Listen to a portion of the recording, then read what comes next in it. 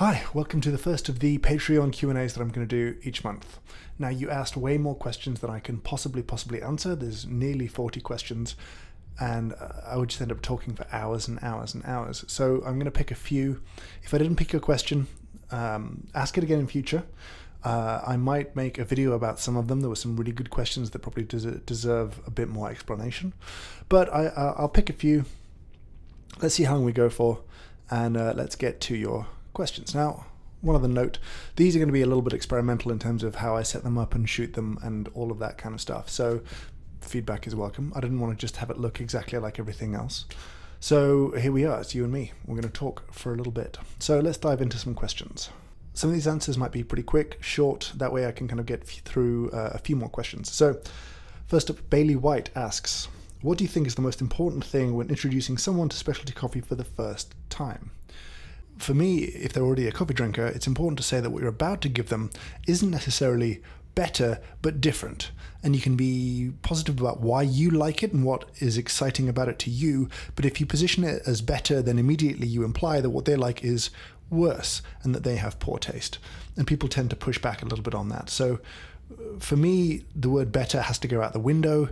You can talk about, what it is about those flavors, those characteristics, the sweetness, acidity, complexity, all of those things that you can explain why you're into it and hope that something connects for them there when they taste it. Will Nederman asks, I've been in coffee for about 5 years now and I feel a bit stagnant.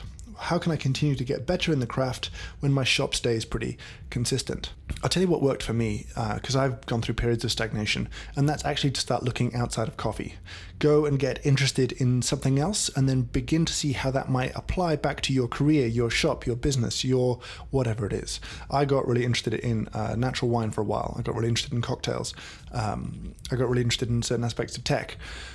Some of that's just fun and interesting. Other stuff I can take back and apply, and I think it's really important to have a kind of diverse education, because otherwise you end up with the kind of groupthink, homogeneous thinking that's very common in specialty coffee that I've certainly been a part of.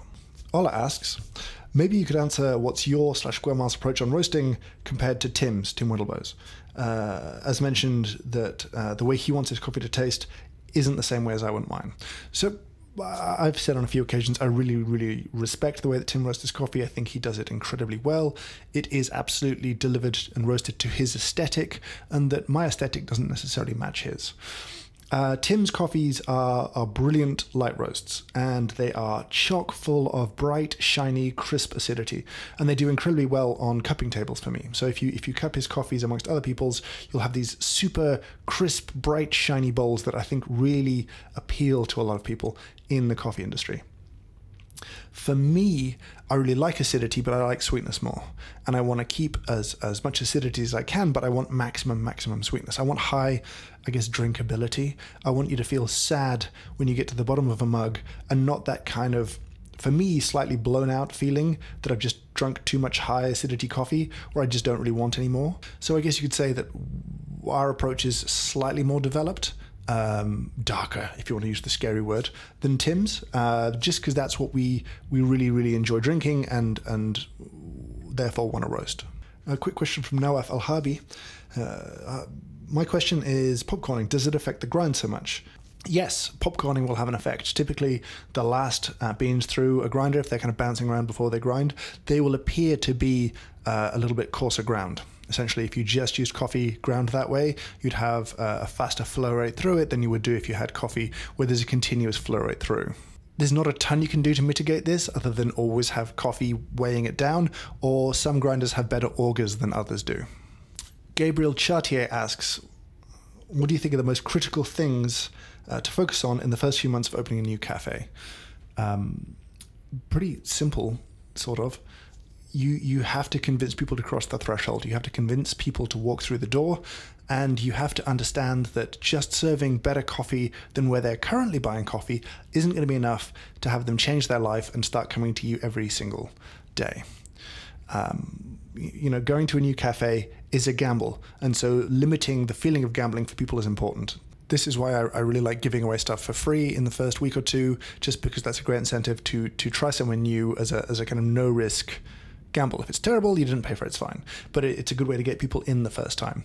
And you have to remember that everyone who you want to come and drink coffee in your cafe, well, they're already a customer somewhere else. And you need to understand why and what it is that's going to be so compelling about what you do that they change their life, change their route to work, change where they take their lunch or their break or whatever else, and become your customer. That and making sure you have systems in place. Make sure you have workflow systems, backend, all of that stuff locked down. Don't wait to put a good point of sale in. Don't wait to have good systems around waste management and all that kind of stuff. Like, get some numbers. The more you can track, the better you can do in terms of iterating and improving and becoming more efficient and reducing stuff like waste, which is actually a huge deal. And then making sure you're being smart with how you are allocating staff hours. That's going to be your biggest single expense, which is people. So you need to be very thoughtful. You want to pay them well, but you also want to use them effectively. On the business front, Tom Buckle asks, I'm keen to give building and running my own business a go. I'm looking at a low-ish cost entry points and I'm interested in coffee, and I'm tempted to set up a mobile coffee van. Considering I have no experience in setting up or running something like this, is this a reasonable place for me to start or not? Sure-ish. Okay, first things first. Mobile coffee vans can be really great. They're a pretty low overhead, and so if you can get busy enough, they can be great little earners. However, if you're just going to dabble at it, turn up a couple days a week, 2-3 days a week, doesn't work. You need to be there come rain or shine every single day that you say you're going to be there. If it's going to be weekdays, you need to be there every single day, because otherwise people just won't trust you enough to buy coffee from you. Right, if you're outside a train station and I'm leaving the house, I'm like, oh, I'll get coffee from that place by the train station. Great. But I get there and you're closed because the weather's bad or you couldn't get cover or whatever. Well, I'm not going to trust you in future. I'm going to probably have coffee at home or pick up coffee at the coffee shop that's always open, at the Costa or the Nira or whatever. You need to be there when you say you're going to be there. That is the number one mistake that people in mobile operations make that stops them building their business. Ian Chandler asks a question. He says, as someone who exclusively does pour-overs at home, always V60, I've been wondering if I could benefit from getting an SEA certified drip machine like the Mocha Master or the BV 1900 TS. I assume that these machines provide more consistent extractions, but I'm not sure if they produce better extractions. And if these machines do indeed produce better extractions, are there any benefits to manual pour-over? It's a good question. I'll be honest, I have the Sage Precision Brew at home. I'm a big fan of automated brewing because the time that I make coffee at home for me is somewhere between 6 and 7 in the morning, and I need help. I really don't want to do any work. I would like the easiest route to coffee possible. And so those brewers are great. They're pretty good, certainly at sort of larger volume brews, where your temperature will be held more consistently throughout the brew than doing, say, a pour over. So from a, are they better? Well, they're more convenient. They are more consistent. Are they better? No. On a good day, a manual pour-over is as good as anything a machine's going to produce. It's probably a little bit harder to do that, to pour really consistently, day after day after day after day. Manual pour-overs are a little bit more fun, they're a little bit more engaging, but if you want to get on and do something else in terms of getting ready in the morning or just, I don't know, eating, then I would rather hand that work to a robot, give it to a machine. But that's just me. So yeah, I'm not a huge fan of the Mocha Master anymore. I think it's been superseded by a bunch of newer brewers that I think are better. But it is beautiful in its own way. I used one for a long time. It makes certainly very good coffee. I just think it's been edged out feature-wise at the price point by people like Sage, Oxo. I think some of the Wilfer, the cheaper Wilfer even, I think is as good but just cheaper. Then maybe doesn't look as good. But that's it really. Like manual's more work. Is the work worth it? Is the work something you enjoy? That's the kind of question to answer. August Epstein asks, how do I approach barista training? What do I prioritize? What do I ignore? Okay, so if we're talking basic barista training, then I accept that people will retain maybe 20% of the information they'll get in a training session. Maybe that's lowballing it, but I presume that most of what I say will be forgotten. So then it's around, okay, what are the key things that I really, really, really need someone to take away from a basic training session. And so obviously there's just like milk texture in terms of getting good microfoam. Cleaning is actually a huge thing that I need to focus on in any training session that I usually would do with basic baristas. And then in terms of extraction, a very, very basic understanding of recipe, about things to keep constant and things to adjust. I'm a big fan of keeping my dose constant, and pretty much using my grind to affect either volume or flow rate, depending on which way around we want to do it and how things are tasting. And then a very basic kind of understanding of key tastes. There's a lot of bitter-sour confusion in novice coffee tasters, and so making sure that they really understand the difference between bitter and sour is very helpful when they're looking to do diagnostics. In terms of more developed stuff, in terms of more complex training, then I think it's really back to, focusing in on correlating what they're doing to taste. Because if they can take that away, then their experiments get more effective, then their learning gets more effective. Tasting is really, really, really key. Simon Martinussen asks, how can I maximize sweetness in brewed coffee while keeping bitterness to an absolute minimum? That's a very good question. And the answer, it's not a great answer. Really, that's going to be down to really good high levels of extraction, 22% plus, from good grinds, more even grinds. That's going to be a case of reducing both fines as well as boulders. I've done some videos on that. You can sift the fine pieces out. That'll contribute the bitterness. You can sift the boulders out with something like a sieve that will contribute a kind of harsh, astringent acidity that's no fun. But that's it. It's getting a uniform fine grind, brewed well, should give you maximum sweetness, without too much bitterness. The one thing to bear in mind, if you are going to push towards higher extractions, bear in mind this will make your coffee taste stronger, and it is potentially worthwhile if you have an existing preferred preference of strength. Let's say you brew 60 grams a liter pretty well, and you're coming at it like 1.35.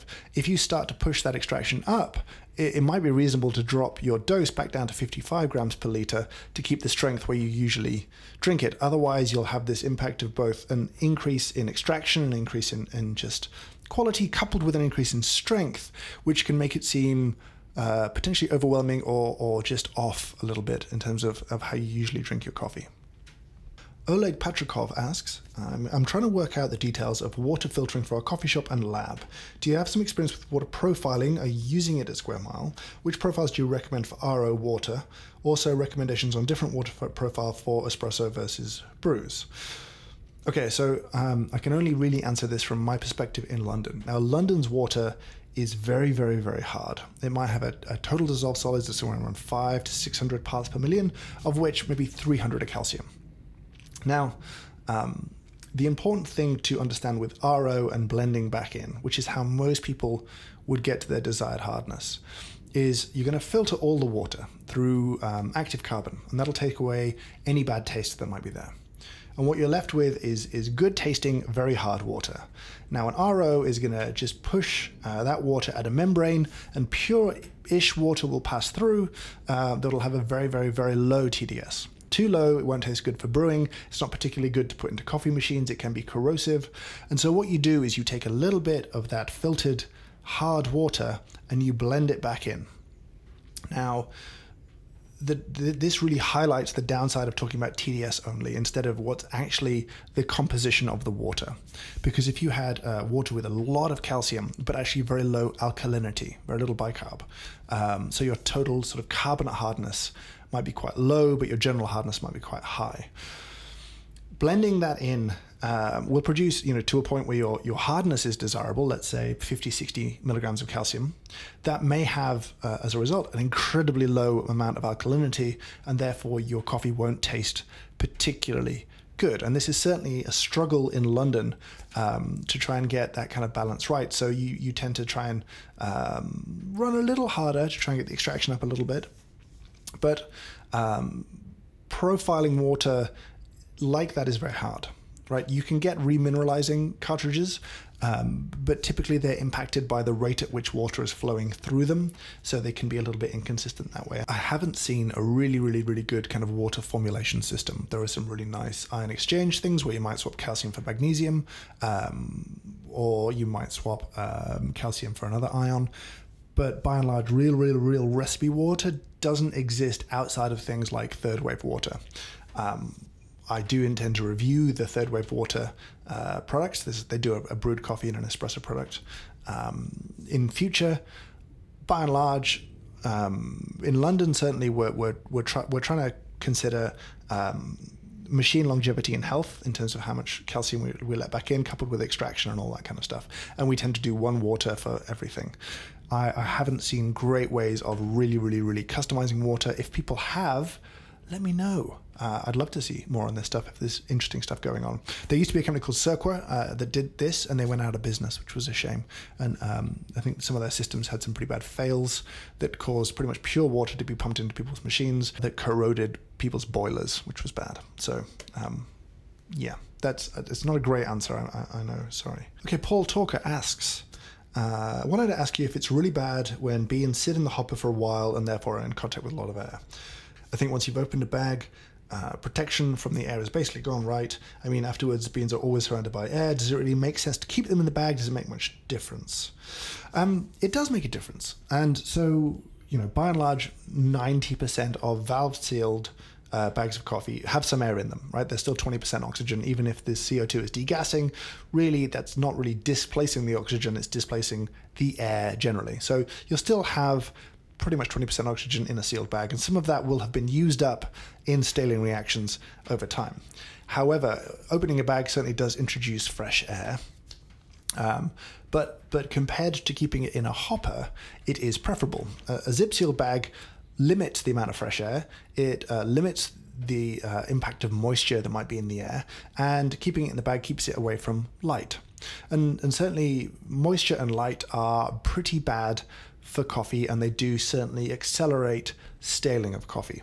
So from that perspective, I always prefer to keep it in a bag. I've seen better results. It tastes better for longer in a bag than it does in a hopper for sure. And certainly commercially, you'll see most cafes take beans out of the hopper at night, put them back in a bag somewhere dark and dry and airtight, because leaving them out like that will cause some loss of quality that they want to avoid. Plus, they're going to need to clean the grinder, I hope. So for me, kind of what you need into the hopper is better from a freshness perspective than leaving the hopper full of beans. So Jesse Lambeth asked a question that kind of touches on another question, which is essentially, it's about it's about Americanos versus pour-overs. So what is the extraction and or flavor profile difference between an Americano versus pour-over? Why doesn't it taste the same? Is the Americano the true method for expressing the terroir of a coffee, and pour-over methods are just compromised for practical purposes? Now, many people would argue the exact opposite. Espresso as a brew method is a little bit compromised. We're trying to do a great deal of work in terms of extraction very quickly, in less than 30 seconds, without very much water. So that's why we have to grind super fine and use very high pressure to get the water through. Typically, many roasters, and I'm on this sort of philosophical side of things as well, will roast the coffee in a way that it is a little bit more developed if it's going to be brewed as espresso, so that it's a little easier to get a good extraction in these very difficult circumstances. Now, a pour-over is different. You've got a lot more water to do your extraction work with. You've got more time. So typically speaking, people would roast for filter coffee a little bit lighter, knowing that the extraction is entirely possible because you've got tons more solvent in terms of your water. So for me, pour-overs are an easier way to sort of taste or see terroir, the kind of taste of place of the raw materials, presuming the roasting is good. Americanos are a great way to rapidly do a filter coffee-ish strength drink, something a little longer, but typically espresso will be metal filtered as opposed to paper filtered, and so you'll have a slightly higher level of bitterness because of one, sort of tiny pieces of coffee floating around in there, and two, some of the oil soluble stuff is quite bitter to taste, and the oil soluble stuff will turn up in espresso and it won't really turn up in a pour over. Question from Ted Chi. Hello from South Korea. As a coffee professional, do you ever change the language you use or the way you talk about coffee when speaking with people who aren't specialty coffee people. Or in other words, to adjust the way you speak about coffee to match your audience's level of knowledge and interest in coffee. 100% yes. Absolutely. I think it's it depends very much on the circumstance, but by and large, unless they have learnt to taste coffee, then using coffee tasting words the way that we do is quite alienating, actually, and not hugely helpful. What I'm typically looking for is an understanding of what the relationship my audience might have with coffee, why they drink it, why they like it, why they might want to drink better coffee or not. And better, I know I said don't say better, but let's just, I know. Specialty coffee, let's go with that. So, for a while internally, at Square Mile even, we had a policy of we shouldn't use words in communication out to the general public that we wouldn't feel comfortable sort of describing coffee to our own parents with. If I turned around and got really fancy with my language about how a coffee tasted, right? If I was like, there was this kind of crisp malic acidity there and this really lovely kind of caramel, toffee sweetness, the aftertaste is like a baked apple. If I said that to my mum, she'd look at me like I was an idiot in the kindest, most loving way she could, but she would be right to, because I'm talking about something that really, when she tastes that, she will have a very different experience to me, right? She's not considering the contrast of tasting that I've gone through with this coffee, where I've done an A/B test or maybe cupped it against a whole load of other coffees, right? Like, what is it about coffee that she might like or might respond to? So for me, it's kind of part and parcel of empathy and customer service, but it's about trying to understand other people's relationship to coffee, how it's different from our own, and then trying to connect them to something about that coffee that they might really enjoy. Things like fair trade were so powerful for so long because what people wanted from their coffee was to feel good about buying it ethically. And really, there was a big demand to feel better about ourselves and our purchasing. That sort of faded in some respects, and I don't think it's the right motivation for roasters to be working within certifications or anything like that. But if you look at what drove people to certain purchasing decisions, the ethics of it were a part of that. That's the summary of that. That might have changed now, and it's about what's driving their purchasing decisions now, and how can I help them buy a coffee that they will enjoy more. And it's about their language, their needs, first and foremost. Patrick O'Gara asks, what changes, if any, and however vague, would you like to see take place within the coffee competition circuit? What do you think of the aim of coffee competitions should be? It's a very good question. I've obviously benefited massively from coffee competitions on a number of levels. I learned a lot. I developed a bunch of skills from it. They were great experiences for me. And then I won some, and that was amazing for the opportunities that then brought down the line with my career. The downside for me is that we've sort of highlighted certain aspects of our culture and made them more valuable than they perhaps should be. We've made knowing every single detail and communicating every single detail about a farm really important in the competitions, and in a day-to-day scenario, we haven't done that. So for me, I'd like to see some aspect of empathy brought in, and that's kind of service related. And how we define great service is complicated, but at the root is empathy and understanding. And so these kind of, Mike Phillips said it best, like half cooking competitions, half like sommelier competitions, half dog shows, that is barista competition. They were pretty good at finding ambassador type people who presented well. And I think now the industry maybe wants something else from its champions, and to highlight different aspects of why what we do is important or valuable, and really highlight some characteristics in great baristas that we want to see echoed in the cafes around the world. Right, like the impact of competitions on things like technical skills, on group heads being flushed between shots, is huge. Right, like that being a standard of excellence, I think was incredibly valuable in all sorts of countries and geographies around the world. And I think the time, if we were to reconsider competitions, it's like, okay, what kind of standard of service, of presentation, of communication do we now want to set? And I think being aggressively, statistically, just dull isn't it for me. That's harsh. I'm not saying all competitors are dull. I'm just saying that they're encouraged to sort of talk in a way that I don't think is particularly inclusive to a wider audience.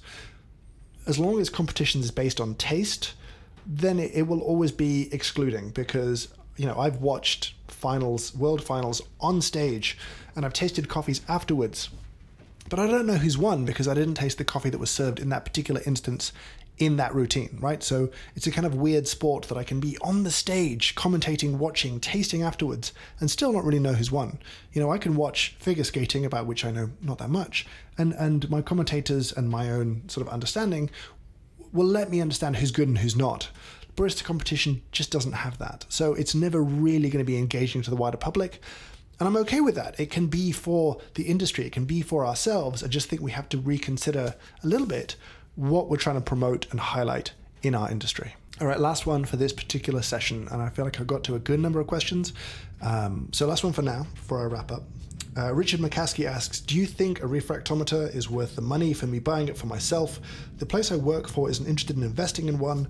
I want to carry on learning and pushing forwards. Is this a good way to keep moving forwards? It's an okay way, for sure. Like, if you're willing to be rigorous about what you're actually testing, they can be quite useful. There's a limited amount of feedback you can get from a refractometer. It will tell you the impact on extraction of whatever you're changing, but you need to correlate that also to taste, because there's a bunch of scenarios where I can get the same extraction and a very different taste, some good, some bad, with espresso especially. So refractometers aren't the kind of keys to unlocking all things coffee, but they are pretty useful. They're good for quality control, they're good for sort of testing and making sure things are consistent and understanding why and how something might have changed. But they're also pretty expensive. I'd recommend buying a decent one and not sort of shortcutting here. They're a great tool. They last a long time if you look after them.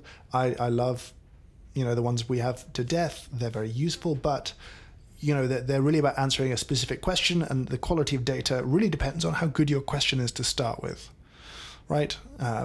So it's a little bit of scientific method is important if you're using them, a little bit of patience, and be prepared to be confused and frustrated at the same time. Yeah. Okay, so let's wrap it up there. I would love your feedback on these Q&A so I can do it better next time. Did I give enough of an answer? Was I too short sometimes? Was it enough? Do you want more questions, less questions? Let me know your thoughts. Again, thank you for supporting me on Patreon. Thank you for making the reviews that we're going to be doing possible. I'm pretty excited about what we're going to get done this month. And then next month, who even knows? There's just so much possibility. So thank you so much for your support. It is amazing. I'm trying to keep this tier locked to 150 people to try and make sure that I am answering your questions. If you feel as a group that the tier could be expanded, then that's kind of up to you guys. I might leave a poll in a month or so to see how you feel about expanding it, but I do want to make sure I get to questions. A bunch of other questions that were asked in this thread, several of them are going to become videos because I need to answer them in a more complex manner, but they're great questions. So thank you everyone. Thanks for watching. Have a great day.